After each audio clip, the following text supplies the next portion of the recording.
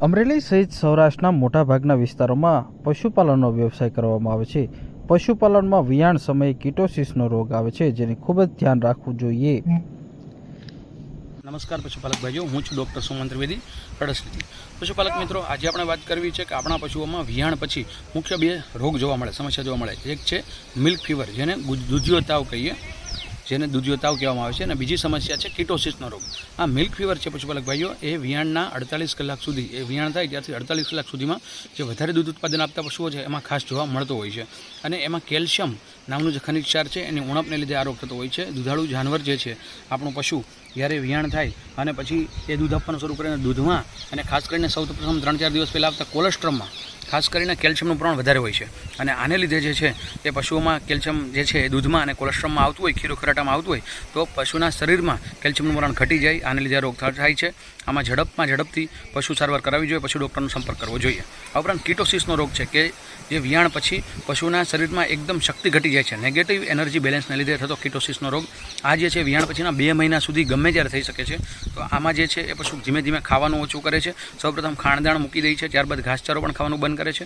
તો આ પણ એક ખૂબ જ અગત્યનો રોગ છે, ચયા પછીની બીમારી છે। આમાં પણ જે છે આપણે સત્વરે પશુ ચિકિત્સકનો સંપર્ક કરી અને પશુને ચોક્કસ વ્યવસ્થિત સારવાર કરાવવી જોઈએ, કે જેને લીધે આ રોગથી થતા આર્થિક નુકસાનથી આપણે બચી શકીએ। આભાર। પશુપાલન વ્યવસાયમાં વિહાણ સમયે ખૂબ જ માવજત કરવી પડતી હોય છે। પશુઓની માવજત કરવી એ ખૂબ જ જરૂરી હોય છે। પશુના વિહાણ સમયે કીટોસિસનો રોગ આવે છે, અને આ કીટોસિસનો રોગ ખૂબ જ પશુઓ માટે હાનિકારક હોય છે। કીટોસિસનો રોગ આવે ત્યારે શું કરવું જોઈએ, શું કાળજી રાખવી જોઈએ, જે વિશે આપણને વિશેષ સુમન ત્રિવેદીએ જણાવ્યું હતું। વિશેષમાં વાત કરીએ તો વાગોળતા અને ઊંચું દૂધ ઉત્પાદન આપતા પશુઓમાં કાર્બોદિત પદાર્થના ચયાપચયની ખામીને કારણે શર્કરાની ખામી ઊભી થાય છે, અને જેને લીધે આ રોગ થાય છે। વિહાણ બાદ 1-2 માસ દરમિયાન આ રોગ પણ થતા હોય છે।